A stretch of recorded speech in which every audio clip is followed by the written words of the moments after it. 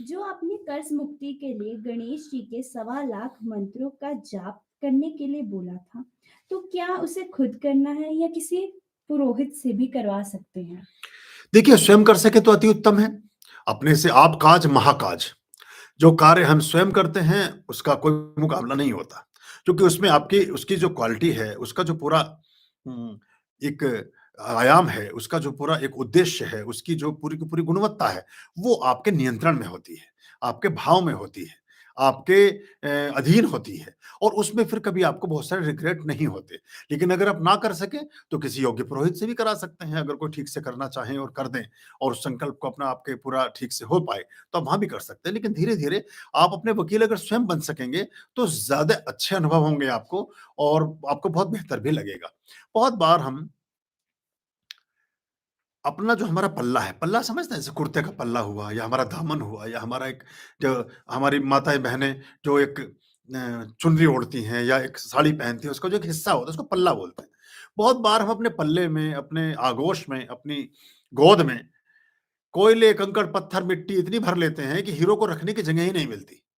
हम बहुत छोटे-छोटे, छोटे-छोटे स्वार्थों के लिए, 2 400 500 रुपए के लिए, या बहुत छोटी-छोटी बातों के लिए बहुत बड़ा अपने जीवन के समय को खराब करते हैं, समाप्त करते हैं।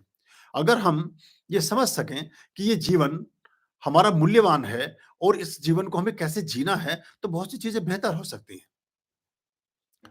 सिकंदर सिकंदर जब भारत पहुँचा, तो डायोजनीस जो उसके आध्यात्मिक गुरु थे, जिनकी पुत्री से चंद्रगुप्त का विवाह हुआ, तो उनके साथ एक देशना होती है, और उसके बाद एक ऐसा आत्मबोध होता है सिकंदर को, कि वो कहता है कि मैं मरने के करीब हूँ, लेकिन मैं अपनी माँ से मिलना चाहता हूँ। अपनी माँ से बहुत प्रेम करता था, और माँ की दी हुई शिक्षाओं ने ही सिकंदर को सिकंदर बनाया। तो सिकंदर कहता है कि मैं अपनी माँ से मिलना चाहता हूँ। क्या जितने भी उसके उसमें बहुत सारे चिकित्सक थे, बहुत सारे डॉक्टर्स थे, बहुत सारे वैद्य हकीम थे, जो उसके साथ चल रहे थे अंतिम समय में। तो उसने कहा कि मेरा जीवन कितना शेष बचा है? वो कहते हैं कि जीवन कुछ बचा नहीं है, किसी भी पल आपकी मृत्यु हो सकती है।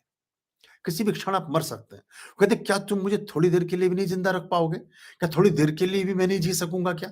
वो कहते हैं कि ऐसी बात आप क्यों कहना चाहते हैं? बोले, मैं इसलिए कहना चाहता हूँ कि अपनी माँ से एक बार मिलना चाहता हूँ, और वो बस यहाँ से 10-5 मिनट की दूरी पर ही है।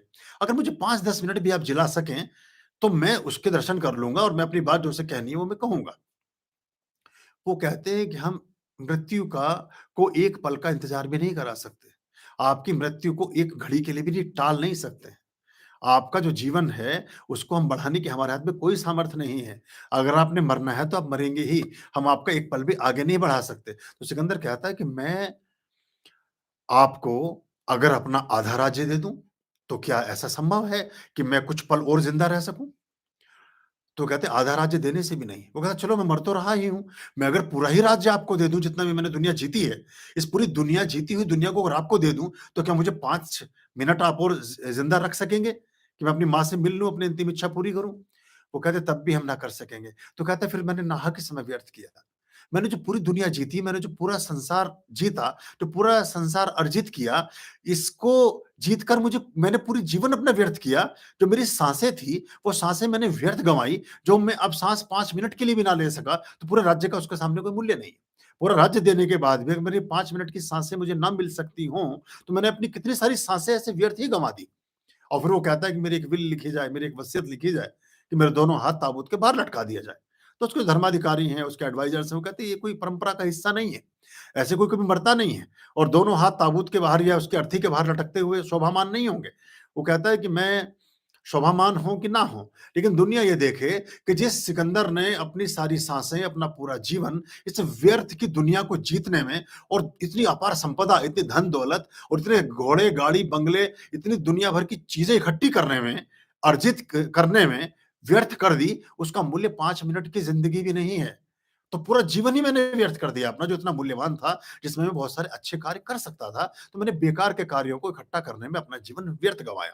तो हम परमात्मा की पूजा-पाठ को करने में अपना समय ना लगा करके, किसी की चाकरी में, किसी की नौकरी में, किसी के किसी काम में, किसी के किसी प्रपंच में, हम अपने जीवन को व्यर्थ और खराब करते जाते हैं। और अंत समय जब हमें बोध होता है कि हमने कितना समय अपना व्यर्थ किया, तब हमारे हाथ में कुछ बचता भी नहीं है।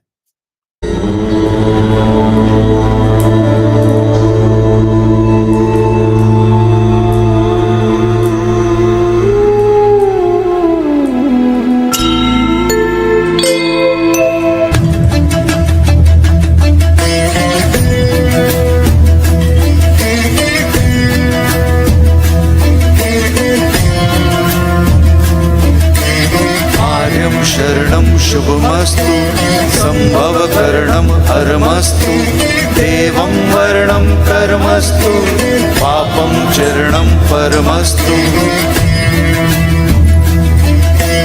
पापं धर्मं मर्मस्तु कारं कर्मं कर्मस्तु हृदयं बीजं धर्मस्तु शोकं दुःखं हरमस्तु शोकं दुःखं हरमस्तु शोकं दुःखं हरमस्तु शोकं दुःखं हरमस्तु।